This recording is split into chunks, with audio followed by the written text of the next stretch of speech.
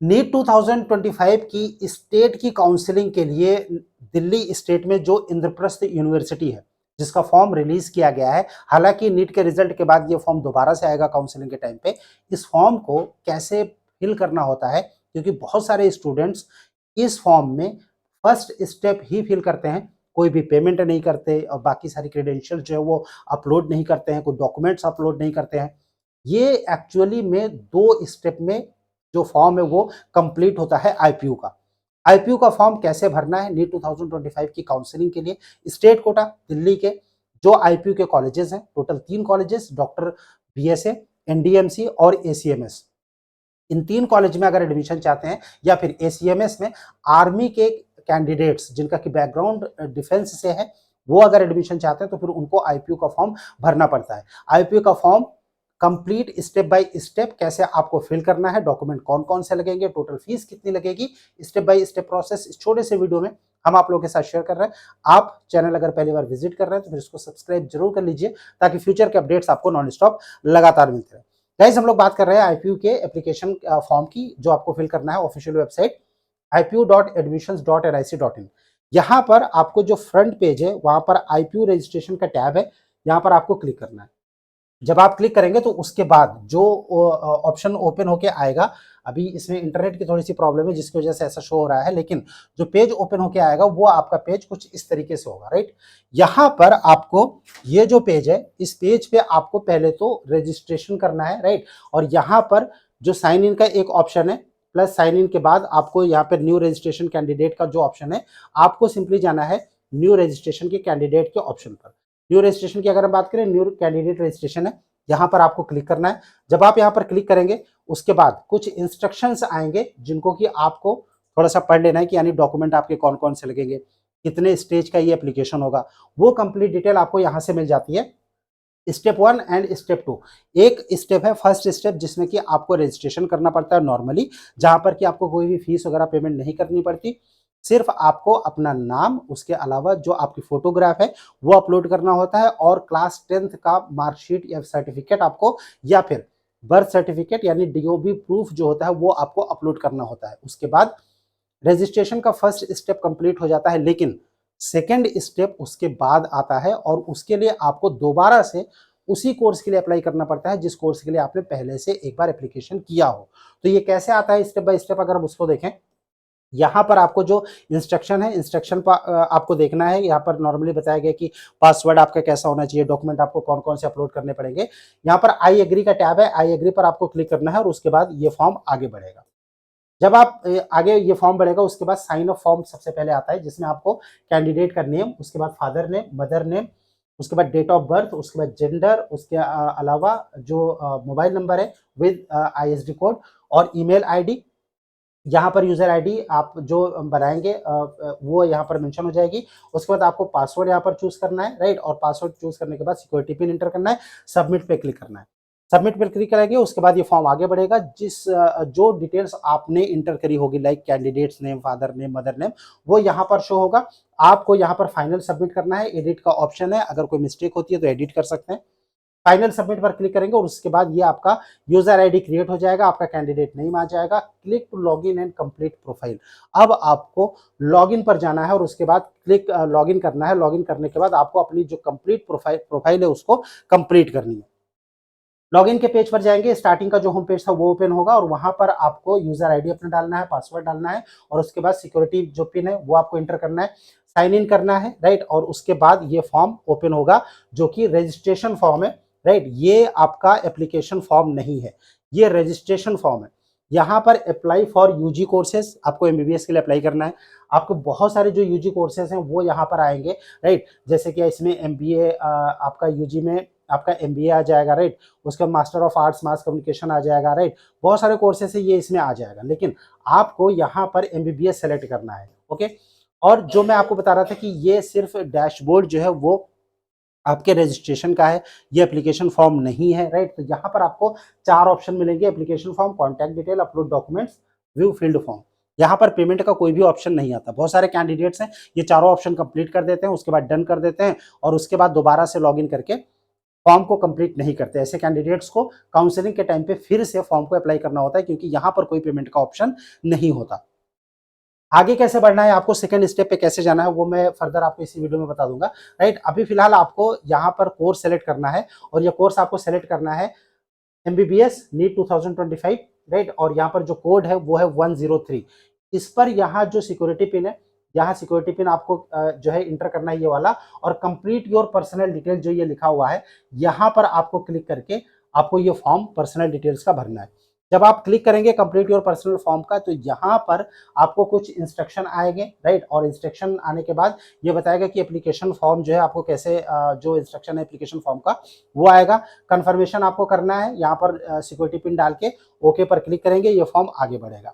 यहाँ पर आपको पर्सनल डिटेल में कैंडिडेट का name, father name, mother name, इसके बाद डेट ऑफ बर्थ, जेंडर, ये सब कुछ यहाँ पर सेलेक्ट करना पड़ेगा। कैटेगरी आपको यहाँ पर सेलेक्ट करनी है, राइट। आप कैटेगरी जो आप सेलेक्ट करेंगे उस कैटेगरी में जनरल EWS SC और उसके बाद ST अदर बैकवर्ड क्लास ये आ जाएगा, जो कि आपको सेलेक्ट करना है। सेव एंड नेक्स्ट करना है, उसके बाद ये फॉर्म आगे बढ़ेगा। देन आपको अपना जो एड्रेस है वो इंटर करना है, कॉरेस्पॉन्डेंस एड्रेस और उसके बाद परमानेंट एड्रेस, राइट, ये आपको इंटर करना है। अगर सेम है तो फिर सेम एज जो है कॉरेस्पॉन्डेंस एड्रेस आपको टिक करना है, उसके बाद सेव एंड नेक्स्ट करना है।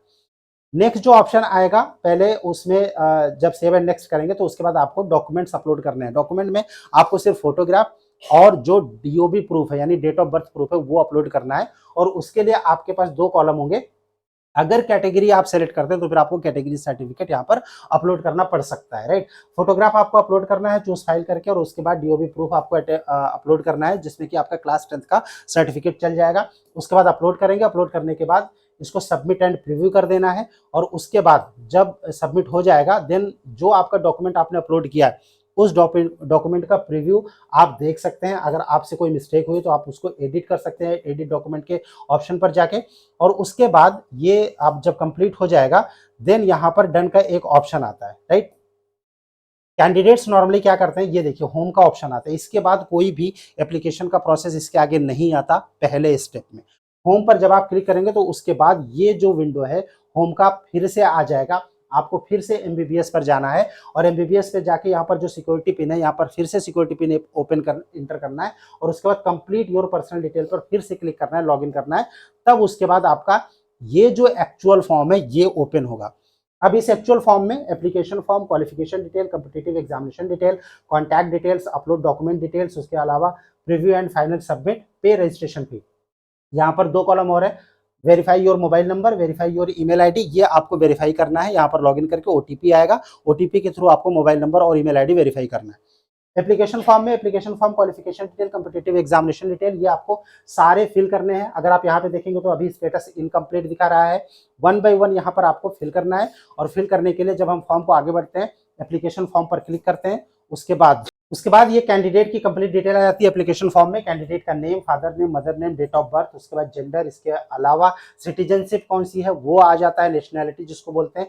उसके अलावा region from where qualifying examination है पास्ट वो आपको देना है, रिलीजन इंटर करना है, कैटेगरी इंटर करनी है, फिजिकली हैंडीकैप्ड है या नहीं है, डिफेंस पर्सनल से क्या कोटा आपके पास है, यानी पेरेंट्स जो है वो डिफेंस पर्सनल से बिलोंग करते हैं या नहीं करते हैं। इसके अलावा wards of Jammu and Kashmir migrants, ये आपका है कि नहीं है, राइट। और उसके बाद जो ऑप्शन आता है सब कैटेगरी आपको सेलेक्ट करनी है। सब कैटेगरी में अगर आप फॉल करते हैं तो वो सब कैटेगरी सेलेक्ट करनी पड़ेगी, राइट। उसके बाद इंडियन आर्म फोर्स से आप बिलोंग करते हैं कि नहीं, और लास्ट में आपको बैंक अकाउंट डिटेल्स जो है वो देनी है। अगर रिफंड का केस होता है तो उस केस में अमाउंट आपके अकाउंट में आ सके उसके लिए आपको यहाँ पर बैंक अकाउंट की डिटेल्स देनी है, करेक्ट।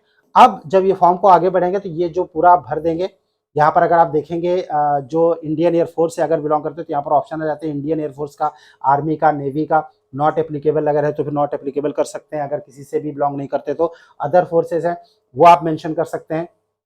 इसके बाद जो क्वालिफाइंग क्लास 10th और इक्विवेलेंट की डिटेल्स है वो आपको एंटर करनी पड़ेगी क्वालिफाइंग डिटेल्स में, और क्लास 12th का जो स्टेटस है, पासिंग है या फिर अपियरिंग है, वो आपको यहाँ पर एंटर करना पड़ेगा। बोर्ड का नाम, स्कूल का नाम, परसेंटेज या फिर CGPA जो भी है वो आपको यहाँ पर अपलोड करना पड़ेगा। CGPA के केस में आपको एक परसेंटेज कन्वर्जन का जो फॉर्मूला IPU की ऑफिशियल वेबसाइट में जो इन्फॉर्मेशन बुकलेट है उसमें दिया गया है, आपको वहां से अपना परसेंटेज कैलकुलेट करना है, और उसके बाद उसी सर्टिफिकेट को हैंडमेड सर्टिफिकेट को ही अपलोड कर देना है IPU के केस में, नीट के केस में ऐसा नहीं है, करेक्ट। सो यहाँ पर आपको ये एजुकेशनल डिटेल डालनी है और उसके बाद कॉम्पिटिटिव एग्जामिनेशन की जो डिटेल्स है यहाँ पर आपको क्लिक करना है, नीट यूजी 2025 एग्जामिनेशन डिटेल्स। जब आप यहाँ पर क्लिक करेंगे तो यहाँ पर आपको नीट का एप्लीकेशन नंबर डालना है। जो नीट में मार्क्स आएंगे वो आपको बाद में अपलोड करना पड़ेगा। जब नीट के रिजल्ट आने के बाद काउंसलिंग स्टार्ट होगी उस समय IPU की ओर से मांगा जाएगा कि आपके नीट में कितने मार्क्स और कितनी रैंक आई है। रैंक इंटर करने के लिए अलग से नोटिफिकेशन आएगा नीट के रिजल्ट के बाद। यहाँ पर नीट एग्जामिनेशन डिटेल्स आप डालेंगे, उसके बाद कॉन्टैक्ट डिटेल्स आपको डालना है, जो आपका कॉरेस्पॉन्डेंट एड्रेस है जो कि आपने पहले प्रोफाइल क्रिएट करते समय बनाया था उसी को आपको डालना है। देन आपको डॉक्यूमेंट अपलोड करना है।